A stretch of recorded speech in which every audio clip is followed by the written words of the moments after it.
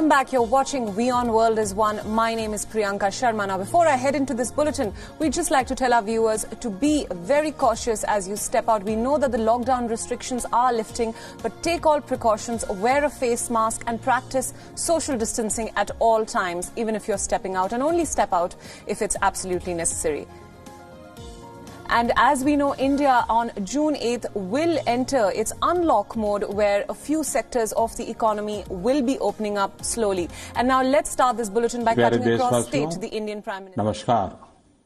Corona के प्रभाव से हमारी मन की बात भी अछूती नहीं रही है।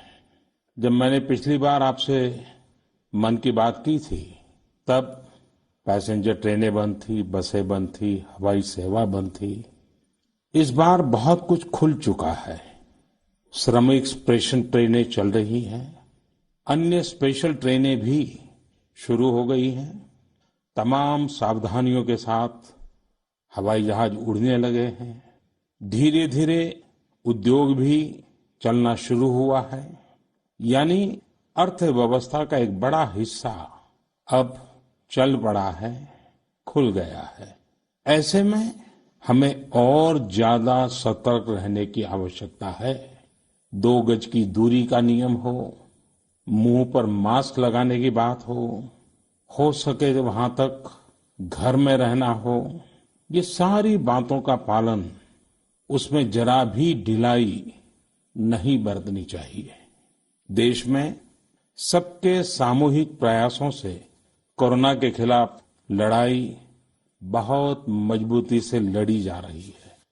जब हम दुनिया की तरफ देखते हैं तो हमें अनुभव होता है कि वास्तव में भारतवासियों की उपलब्धि कितनी बड़ी है। हमारी जनसंख्या ज्यादातर देशों से कई गुना ज्यादा है। हमारे देश में चुनौतियां भी भिन्न प्रकार की हैं, लेकिन फिर भी हमारे देश में कोरोना उतनी तेजी से नहीं फैल पाया जितना दुनिया के अन्य देशों में फैला। कोरोना से होने वाली मृत्यु दर भी हमारे देश में काफी कम है। जो नुकसान हुआ है उसका दुख हम सबको है, लेकिन जो कुछ भी हम बचा पाए हैं वो निश्चित तौर पर देश की सामूहिक संकल्प शक्ति का ही परिणाम है। इतने बड़े देश में हर एक देशवासी ने खुद इस लड़ाई को लड़ने की ठानी है। ये पूरी मुहिम पीपल ड्रिवन है। साथियों, देशवासियों की संकल्प शक्ति के साथ एक और शक्ति इस लड़ाई में हमारी सबसे बड़ी ताकत है, वो है देशवासियों की सेवा शक्ति। वास्तव में इस महामारी के समय हम भारतवासियों ने ये दिखा दिया है कि सेवा और त्याग का हमारा विचार केवल हमारा आदर्श नहीं है, बल्कि भारत की जीवन पद्धति है। और हमारे यहाँ तो कहा गया है, सेवा परमो धर्मः। सेवा स्वयं में सुख है, सेवा में ही संतोष है। आपने देखा होगा कि दूसरों की सेवा में लगे व्यक्ति के जीवन में कोई डिप्रेशन या तनाव कभी नहीं दिखता। उसके जीवन में, जीवन को लेकर उसके नजरिए में भरपूर आत्मविश्वास, सकारात्मकता और जीवंतता प्रतिपल नजर आती है।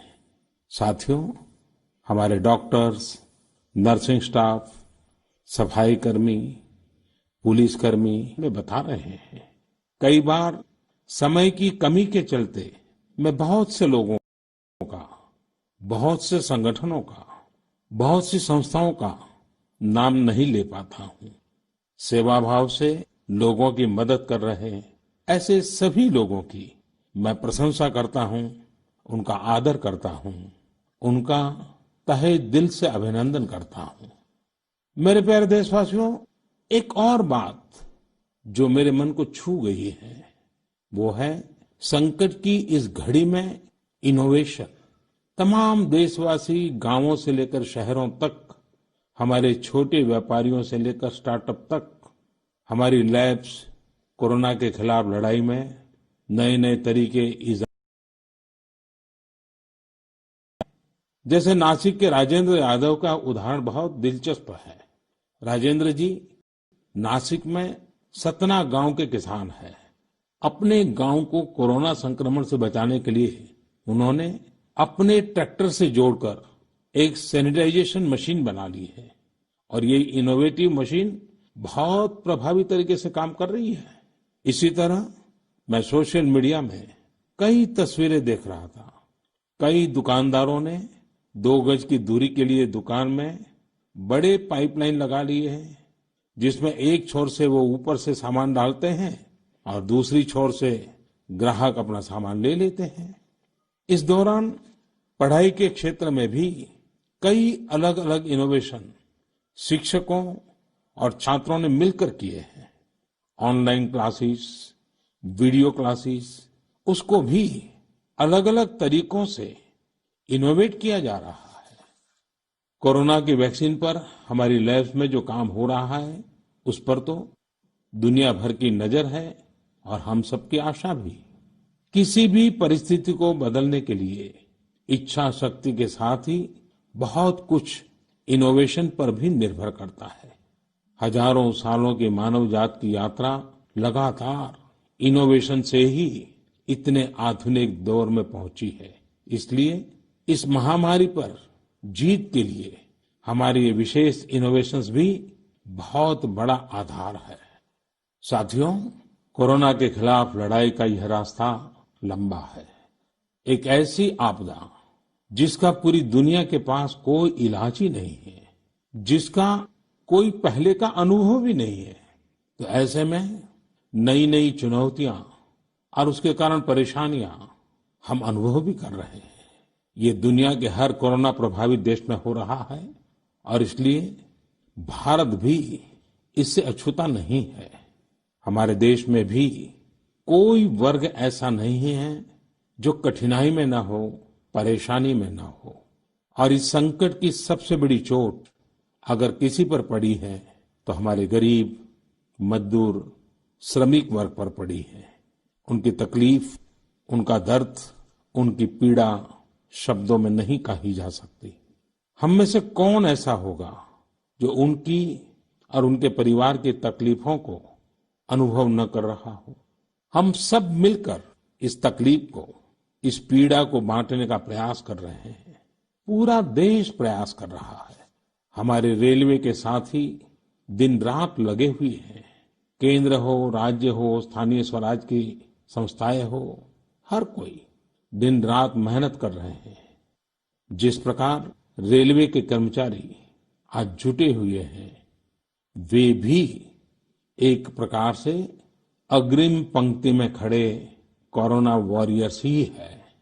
लाखों श्रमिकों को ट्रेनों से और बसों से सुरक्षित ले जाना, उनके खाने पीने की चिंता करना, हर जिले में क्वारंटाइन केंद्रों की व्यवस्था करना, सभी की टेस्टिंग, चेकअप, उपचार की व्यवस्था करना, ये सब काम लगातार चल रहे हैं और बहुत बड़ी मात्रा में चल रहे हैं। लेकिन साथियों, जो दृश्य आज हम देख रहे हैं, इससे देश को अतीत में जो कुछ हुआ उसके अवलोकन और भविष्य के लिए सीखने का अवसर भी मिला है। आज हमारे श्रमिकों की पीड़ा में हम देश के पूर्वी हिस्से की पीड़ा को देख सकते हैं। जिस पूर्वी हिस्से में देश का ग्रोथ इंजन बनने की क्षमता है, जिसके श्रमिकों के बाहुबल में देश को नई ऊंचाई पर ले जाने का सामर्थ्य है, उस पूर्वी हिस्से का विकास बहुत आवश्यक है। पूर्वी भारत के विकास से ही देश का संतुलित आर्थिक विकास संभव है। देश ने जब मुझे सेवा का अवसर दिया, तभी से हमने पूर्वी भारत के विकास को प्राथमिकता दी है। मुझे संतोष है कि बीते वर्षों में इस दिशा में बहुत कुछ हुआ है और अब प्रवासी मजदूरों को देखते हुए बहुत कुछ नए कदम उठाना भी आवश्यक हो गया है और हम लगातार उस दिशा में आगे बढ़ रहे हैं। जैसे कहीं श्रमिकों की स्किल मैपिंग का काम हो रहा है, कहीं स्टार्टअप्स इस काम में जुटे हैं, कहीं माइग्रेशन कमीशन बनाने की बात हो रही है। इसके अलावा केंद्र सरकार ने अभी जो फैसले लिए हैं, उससे भी गांवों में रोजगार, स्वरोजगार, लघु उद्योगों से जुड़ी विशाल संभावनाएं खुली हैं। ये फैसले इन स्थितियों के समाधान के लिए हैं, आत्मनिर्भर भारत के लिए हैं। अगर हमारे गांव आत्मनिर्भर होते, हमारे कस्बे, हमारे जिले, हमारे राज्य आत्मनिर्भर होते, तो अनेक समस्याओं ने वो रूप नहीं लिया होता जिस रूप में वो आज हमारे सामने खड़ी है। लेकिन अंधेरे से रोशनी की ओर बढ़ना मानव स्वभाव है। तमाम चुनौतियों के बीच मुझे खुशी है कि आत्मनिर्भर भारत पर आज देश में व्यापक मंथन शुरू हुआ है। लोगों ने अब इसे अपना अभियान बनाना शुरू किया है। इस मिशन का नेतृत्व देशवासी अपने हाथ में ले रहे हैं। बहुत से लोगों ने तो ये भी बताया है कि उन्होंने जो जो सामान उनके इलाके में बनाए जाते हैं, उनकी एक पूरी लिस्ट बना ली है। ये लोग अब इन लोकल प्रोडक्ट्स को ही खरीद रहे हैं और वोकल फॉर लोकल को प्रमोट भी कर रहे हैं। मेक इन इंडिया को बढ़ावा मिले, इसके लिए सब कोई अपना अपना संकल्प जता रहा है। बिहार के हमारे एक साथी श्रीमान हिमांशु ने मुझे नमो ऐप पर लिखा है कि वो एक ऐसा दिन देखना चाहते हैं जब भारत विदेश से आने वाले आयात को कम से कम कर दे, चाहे पेट्रोल, डीजल, ईंधन का आयात हो, इलेक्ट्रॉनिक आइटम्स का आयात हो, यूरिया का आयात हो या फिर खाद्य तेल का आयात हो। मैं उनकी भावनाओं को समझता हूं। हमारे देश में कितनी ही ऐसी चीजें बाहर से आती हैं जिन पर हमारे ईमानदार टैक्स पेयर्स का पैसा खर्च होता है, जिनका विकल्प हम आसानी से भारत में तैयार कर सकते हैं। असम के सुदीप ने मुझे लिखा है कि वो महिलाओं के बनाए हुए लोकल बैम्बू प्रोडक्ट्स का व्यापार करते हैं और उन्होंने तय किया है कि आने वाले 2 वर्ष में वे अपने बैम्बू प्रोडक्ट को एक ग्लोबल ब्रांड बनाएंगे। मुझे पूरा भरोसा है आत्मनिर्भर भारत अभियान इस दशक में देश को नई ऊंचाई पर ले जाएगा। मेरे प्यारे देशवासियों, कोरोना संकट के इस दौर में मेरी विश्व के अनेक नेताओं से बातचीत हुई है, लेकिन मैं एक सीक्रेट जरूर आज बताना चाहूंगा। विश्व के अनेक नेताओं की जब बातचीत होती है तो मैंने देखा इन दिनों उनकी बहुत ज्यादा दिलचस्पी योग और आयुर्वेद के संबंध में होती है। कुछ नेताओं ने मुझसे पूछा कि कोरोना के इस काल में ये योग और आयुर्वेद कैसे मदद कर सकते हैं। साथियों, अंतर्राष्ट्रीय योग दिवस जल्द ही आने वाला है। योग जैसे जैसे लोगों के जीवन से जुड़ रहा है, लोगों में अपने स्वास्थ्य को लेकर जागरूकता भी लगातार बढ़ रही है। अभी कोरोना संकट के दौरान भी ये देखा जा रहा है कि हॉलीवुड से हरिद्वार तक घर में रहते हुए लोग योग पर बहुत गंभीरता से ध्यान दे रहे हैं। हर जगह लोगों ने योग और उसके साथ साथ आयुर्वेद के बारे में और ज्यादा जानना चाहा है, उसे अपनाना चाहा है। कितने ही लोग जिन्होंने कभी योग नहीं किया, वे भी या तो ऑनलाइन योग क्लास से जुड़ गए हैं या फिर ऑनलाइन वीडियो के माध्यम से भी योग सीख रहे हैं। सही में योग कम्युनिटी, इम्यूनिटी और यूनिटी सबके लिए अच्छा है। साथियों, कोरोना संकट के इस समय में योग आज इसलिए भी ज्यादा अहम है क्योंकि ये वायरस हमारे रेस्पिरेटरी सिस्टम को सबसे अधिक प्रभावित करता है। योग में तो रेस्पिरेटरी सिस्टम को मजबूत करने वाले कई तरह के प्राणायाम है जिनका असर हम लंबे समय से देखते आ रहे हैं। ये टाइम टेस्टेड टेक्निक्स हैं जिसका अपना अलग महत्व है। कपालभाति और अनुलोम विलोम प्राणायाम से अधिकतर लोग परिचित होंगे, लेकिन भस्त्रिका, शीतली, भ्रामरी जैसे कई प्राणायाम के प्रकार है जिसके अनेक लाभ भी है। वैसे आपके जीवन में योग को बढ़ाने के लिए आयुष मंत्रालय ने भी इस बार एक अनोखा प्रयोग किया है। आयुष मंत्रालय ने माय लाइफ माय योग नाम से अंतर्राष्ट्रीय वीडियो ब्लॉग उसकी प्रतियोगिता शुरू की है। भारत ही नहीं, पूरी दुनिया के लोग इस प्रतियोगिता में हिस्सा ले सकते हैं। इसमें हिस्सा लेने के लिए आपको अपना 3 मिनट का एक वीडियो बना करके अपलोड करना होगा। इस वीडियो में आप जो योग या आसन करते हो वो करते हुए दिखाना है और योग से आपके जीवन में जो बदलाव आया है उसके बारे में भी बताना है। मेरा आपसे अनुरोध है, आप सभी इस प्रतियोगिता में अवश्य भाग लें और इस नए तरीके से अंतर्राष्ट्रीय योग दिवस में आप हिस्सेदार बनिए। साथियों, हमारे देश में करोड़ों करोड़ गरीब दशकों से एक बहुत बड़ी चिंता में रहते आए हैं। अगर बीमार पड़ गए तो क्या होगा? अपना इलाज कराएं या फिर परिवार के लिए रोटी की चिंता करें? इस तकलीफ को समझते हुए इस चिंता को दूर करने के लिए ही करीब 1.5 साल पहले आयुष्मान भारत योजना शुरू की गई थी। कुछ ही दिन पहले आयुष्मान भारत के लाभार्थियों की संख्या 1 करोड़ के पार हो गई है। 1 करोड़ से ज्यादा मरीज मतलब देश के 1 करोड़ से अधिक परिवारों की सेवा हुई है। 1 करोड़ से ज्यादा मरीज का मतलब क्या होता है मालूम है? 1 करोड़ से ज्यादा मरीज मतलब नॉर्वे जैसा देश, सिंगापुर जैसा देश, उसकी जो टोटल जनसंख्या है उससे 2 गुना लोगों को मुफ्त में इलाज दिया गया है। अगर गरीबों को अस्पताल में भर्ती होने के बाद इलाज के लिए पैसे देने पड़ते, इनका मुफ्त इलाज नहीं हुआ होता तो उन्हें एक मोटा मोटा अंदाज है करीब करीब 14,000 करोड़ रुपए से भी ज्यादा अपनी जेब से खर्च करने पड़ते। आयुष्मान भारत योजना ने गरीबों के पैसे खर्च होने से बचाए हैं।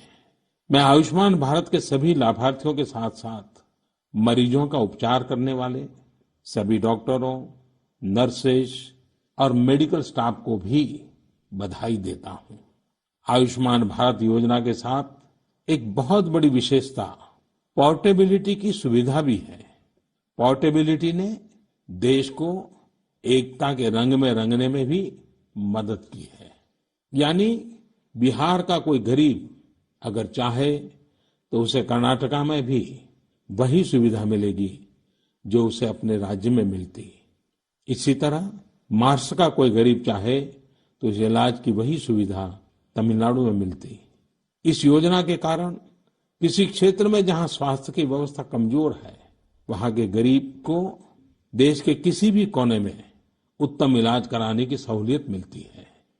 साथियों, आप ये जानकर हैरान रह जाएंगे कि 1 करोड़ लाभार्थियों में से 80% लाभार्थी देश के ग्रामीण इलाकों के हैं।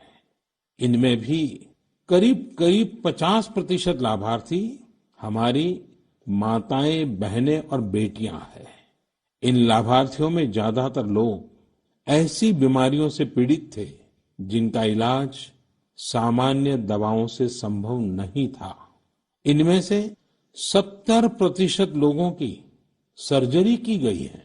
आप अनुमान लगा सकते हैं कि कितनी बड़ी तकलीफों से इन लोगों को मुक्ति मिली है। मणिपुर के चुरा चांदपुर में 6 साल के बच्चे केलेनसांग, उसको भी इसी तरह आयुष्मान योजना से नया जीवन मिला है। केलेनसांग को इतनी छोटी उम्र में ब्रेन की गंभीर बीमारी हो गई। इस बच्चे के पिता दिहाड़ी मजदूर हैं और मां बुनाई का काम करती हैं। ऐसे में बच्चे का इलाज कराना बहुत कठिन हो रहा था, लेकिन आयुष्मान भारत योजना से अब उनके बेटे का मुफ्त इलाज हो गया है। कुछ इसी तरह का अनुभव पुडुचेरी की अमूर्था वल्ली जी का भी है। उनके लिए भी आयुष्मान भारत योजना संकट मोचक बनकर आई है। अमूर्था वल्ली जी के पति की हार्ट अटैक से दुखद मृत्यु हो चुकी है। उनके 27 साल के बेटे जीवा को भी हार्ट की बीमारी थी। डॉक्टर्स ने जीवा के लिए सर्जरी की सलाह दी थी, लेकिन दिहाड़ी मजदूरी करने वाले जीवा के लिए अपने खर्च से इतना बड़ा ऑपरेशन करवाना संभव ही नहीं था। लेकिन अमूर्था वल्ली ने अपने बेटे का आयुष्मान भारत योजना में रजिस्ट्रेशन करवाया और 9 दिनों बाद बेटे जीवा के हार्ट की सर्जरी भी हो गई। साथियों, मैंने आपको सिर्फ 3-4 घटनाओं का जिक्र किया। आयुष्मान भारत से तो ऐसी 1 करोड़ से अधिक कहानियां जुड़ी हुई है। ये कहानियां जीते जागते इंसानों की है। दुख तकलीफ से मुक्त हुए हमारे अपने परिवारजनों की है। आपसे मेरा आग्रह है, कभी समय मिले तो ऐसे व्यक्ति से जरूर बात करिएगा जिसने आयुष्मान भारत योजना के तहत अपना इलाज कराया हो। आप देखेंगे कि जब एक गरीब बीमारी से बाहर आता है तो उसमें गरीबी से लड़ने की भी ताकत नजर आने लगी है। और मैं हमारे देश के ईमानदार टैक्स पेयर से कहना चाहता हूं, आयुष्मान भारत योजना के तहत जिन गरीबों का मुफ्त इलाज हुआ है, उनके जीवन में जो सुख आया है, संतोष मिला है, उस पुण्य के असली हकदार आप भी हैं। हमारा ईमानदार टैक्स पेयर भी इस पुण्य का हकदार है। मेरे प्यारे देशवासियों, एक तरफ हम महामारी से लड़ रहे हैं तो दूसरी तरफ हमें हाल में पूर्वी भारत के कुछ हिस्सों में प्राकृतिक आपदा का भी सामना करना पड़ा है। पिछले कुछ हफ्तों के दौरान हमने पश्चिम बंगाल और उड़ीसा में सुपर साइक्लोन अम्फान का कहर देखा। तूफान से अनेकों घर तबाह हो गए, किसानों को भी भारी नुकसान हुआ। हालात का जायजा लेने के लिए मैं पिछले हफ्ते उड़ीसा और पश्चिम बंगाल गया था। पश्चिम बंगाल और उड़ीसा के लोगों ने जिस हिम्मत और बहादुरी के साथ हालात का सामना किया है, प्रशंसनीय है। संकट की इस घड़ी में देश भी हर तरह से वहां के लोगों के साथ खड़ा है। साथियों, एक तरफ जहां पूर्वी भारत तूफान से आई आपदा का सामना कर रहा है, वहीं दूसरी तरफ देश के कई हिस्से टिड्डियों या लोकस्ट के हमले से प्रभावित हुए हैं। इन हमलों ने फिर हमें याद दिलाया है कि ये छोटा सा जीव कितना नुकसान करता है। टिड्डी दल का हमला कई दिनों तक चलता है, बहुत बड़े क्षेत्र पर इसका प्रभाव पड़ता है। भारत सरकार हो, राज्य सरकार हो, कृषि विभाग हो, प्रशासन भी इस संकट के नुकसान से बचने के लिए, किसानों की मदद करने के लिए आधुनिक संसाधनों का भी उपयोग कर रहा है। नए नए आविष्कार की तरफ भी ध्यान दे रहा है। और मुझे विश्वास है कि हम सब मिलकर के हमारे कृषि क्षेत्र पर ये जो संकट आया है, उससे भी लोहा लेंगे, बहुत कुछ बचा लेंगे। मेरे प्यारे देशवासियों, कुछ दिन बाद ही 5 जून को पूरी दुनिया विश्व पर्यावरण दिवस मनाएगी। विश्व पर्यावरण दिवस पर इस साल की थीम है बायोडायवर्सिटी, यानी जैव विविधता। वर्तमान परिस्थितियों में यह थीम विशेष रूप से महत्वपूर्ण है। लॉकडाउन के दौरान पिछले कुछ हफ्तों में जीवन की रफ्तार थोड़ी धीमी जरूर हुई है, लेकिन इससे हमें अपने आसपास प्रकृति की समृद्ध विविधता को, जैव विविधता को करीब से देखने का अवसर भी मिला है। आज कितने ही ऐसे पक्षी जो प्रदूषण और शोर शराबे में ओझल हो गए थे, सालों बाद उनकी आवाज को लोग अपने घरों में सुन रहे हैं। अनेक जगहों से जानवरों के उन्मुक्त विचरण की खबरें भी आ रही हैं। मेरी तरह आपने भी सोशल मीडिया में जरूर इन बातों को देखा होगा, पढ़ा होगा। बहुत लोग कह रहे हैं, लिख रहे हैं, तस्वीरें साझा कर रहे हैं कि वो अपने घर से दूर दूर पहाड़ियां देख पा रहे हैं, दूर दूर जलती हुई रोशनी देख रहे हैं। इन तस्वीरों को देखकर कई लोगों के मन में ये संकल्प उठा होगा, क्या हम उन दृश्यों को ऐसे ही बना रख सकते हैं? इन तस्वीरों ने लोगों को प्रकृति के लिए कुछ करने की प्रेरणा भी दी है।